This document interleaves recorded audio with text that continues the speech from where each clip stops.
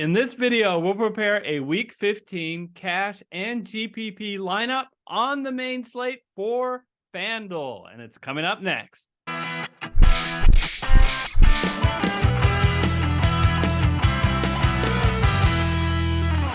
Hello, everyone. I'm Eric Lee.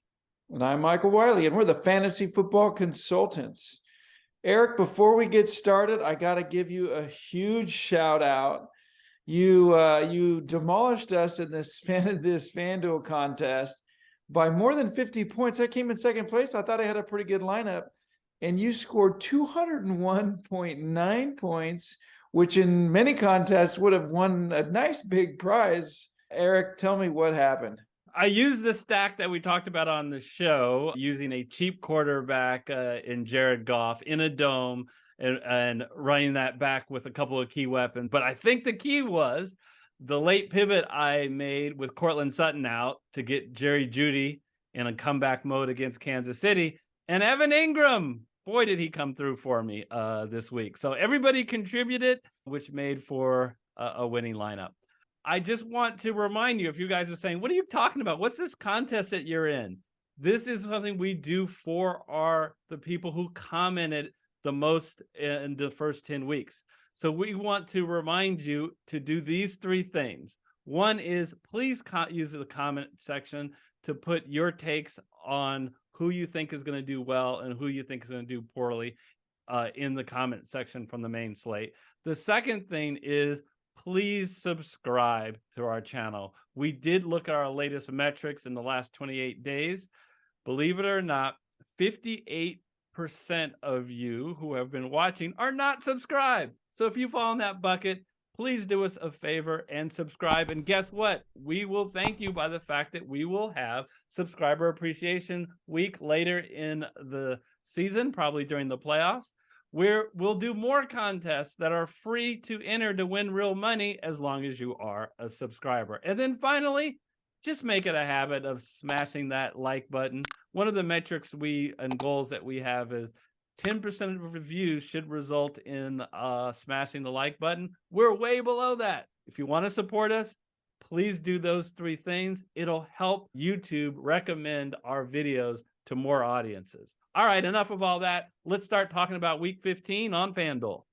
All right, Michael, we are now up to Week 15, and we're done with buys in the NFL. However, we got 3 Saturday games, so there's only 10 games here on the slate, on the main slate for Sunday. Where would you like to start? Well, yeah, this was really a tough week, I think, because of the schedule, even with the folks not on bye. But as usual, especially with FanDuel, let's start at the running back position. Let's make sure we get in some horses in there that are going to represent not only a high floor, but a nice ceiling. And Josh Jacobs is a little too pricey going up against that tough New England defense. But you know who's not a tough defense? The Chargers have been not tough against the run, and Derrick Henry likes to take advantage against defenses that aren't tough against the run. He had a nice bounce back last week, even in a loss where they got beat pretty handily by Jacksonville. He has produced all season long, save a couple of tough defensive run games. But going up against this weak run defense, I think this is the recipe for the Titans to get back in the win column. Tennessee needs to win this game, and I think their lack of passing game shows how important that they really need to rely on this guy to win. And we've commented many times, he seems to get stronger as the season goes along. So I like it. Good start to the lineup. And don't be afraid of Derrick Henry on the road. He's actually been a little better on the road than at home this year. So that's a good start. We got to save some money, but I still want to go with a horse coming off a bye, price a fair amount lower. Alvin Kamara, playing at home where he's been best this season against the Atlanta Falcons, who've not been good against any part of an offense, and including the running game. And let's face it, the Saints have won 3 of their 4 games. 3 of their 4 wins have been at home when Kamara has done well and done very well. And their 4th win was against Atlanta.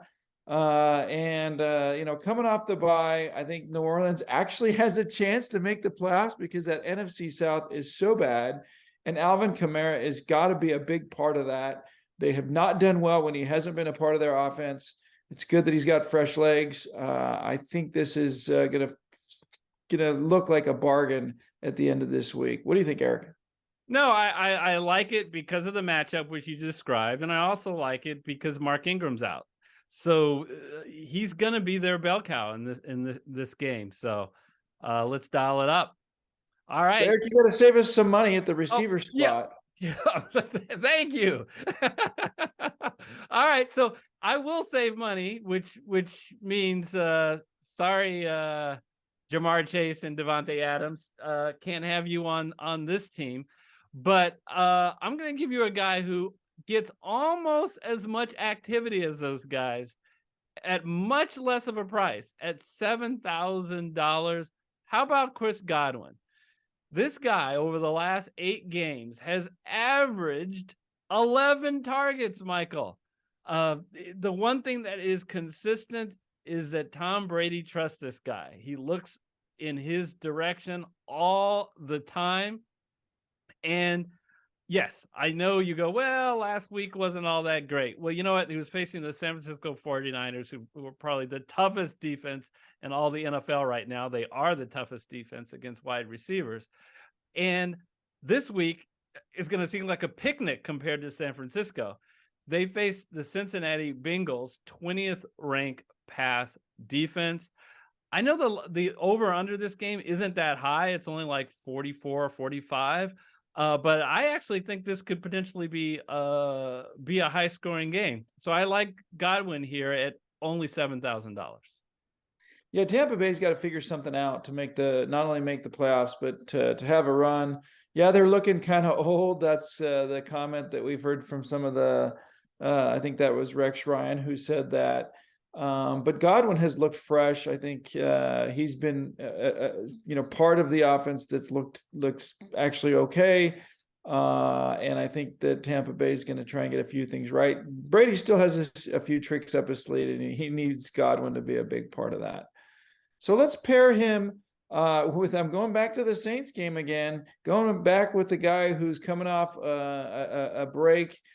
Going up against this atrocious Atlanta defense. They're even worse against the pass. And that's Chris Olave. He's just $100 more than Chris Godwin and has a ton of upside. By far the number one receiver there. He's performed well even when he hasn't necessarily had the best matchups. A lot of upside, but really a high floor. So I think with the savings that we're trying to do here, Chris Olave he's really a special talent. I've been really impressed with this kid. I agree with you. He is on my fantasy league, and I'm in the playoffs this week, and I need him to come through. You and Gary, the co-hosts, aren't playing this week in the playoffs because you have buys. Congratulations to you guys. But my only complaint with Chris Olave, actually, it's not with Olave, it's with FanDuel. Get his picture up there. Come on. All right. So the last wide receiver we're going to have, we paid down at wide receivers, but I like this triplet. At $6,300, I'm going to get Zay Jones. Now, I talked about Chris Godwin over 8 games, averaging 11 targets. Zay Jones has averaged 11 targets over the last 4 games. That corresponds to the rejuvenated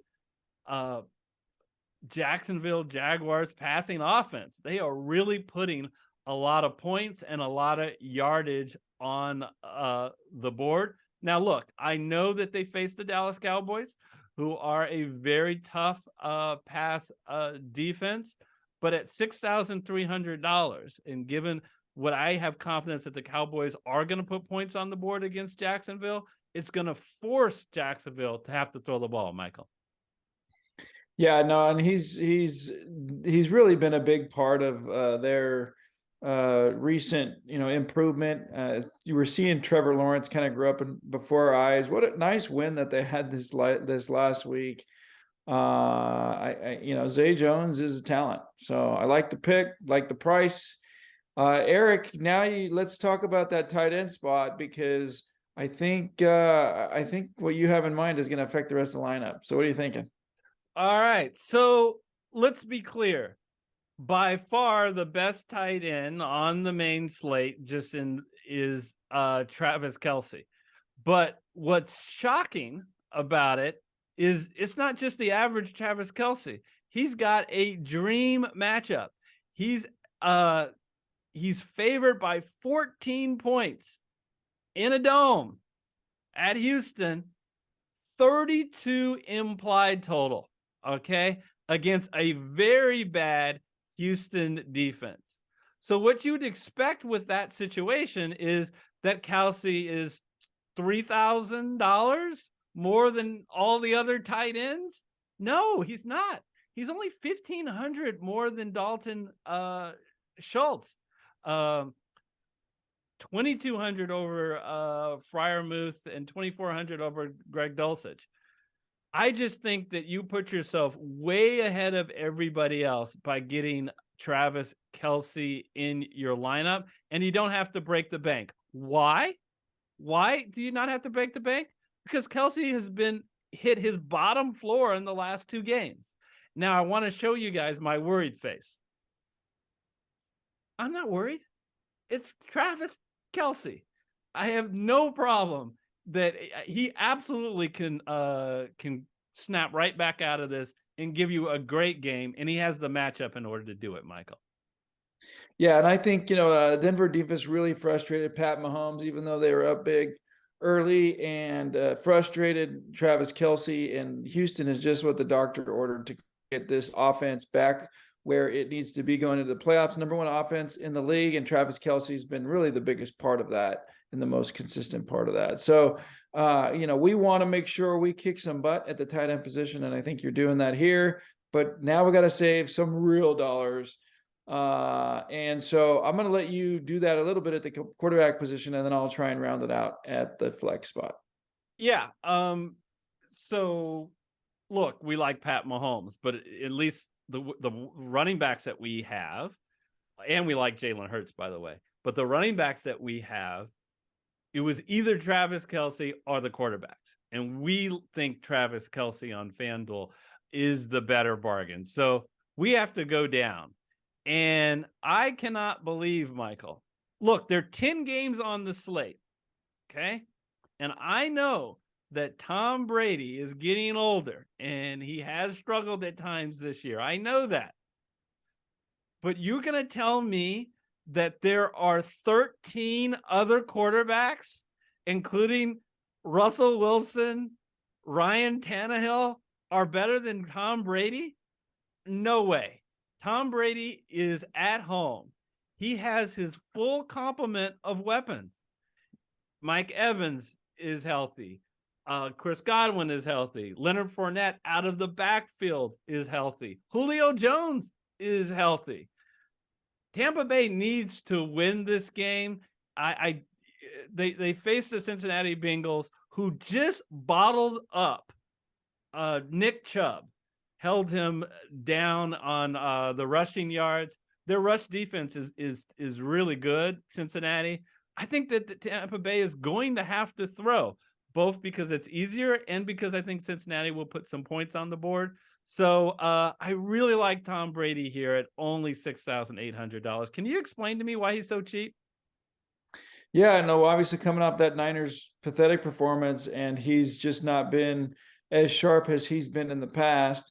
But this Tampa Bay team, with the weapons that they have at the receiver spot, have to throw the ball. And Tom Brady, look what he did last year. Yeah, he's maybe recovering a little bit from this personal situation, but they're going to need to pass the ball in this game if they want to have a chance. And I think that's what you're going to see out of him. So it's nice to have this bargain. It allows for us to get Kelce and Henry and Kamara and some of these receivers in our lineup. But we're really kind of down to the bottom barrel for these last 2 spots. And at the flex spot, I think we can get somebody at that kind of bargain basement $5,000 price who could be the number 1 target and really a relatively nice matchup.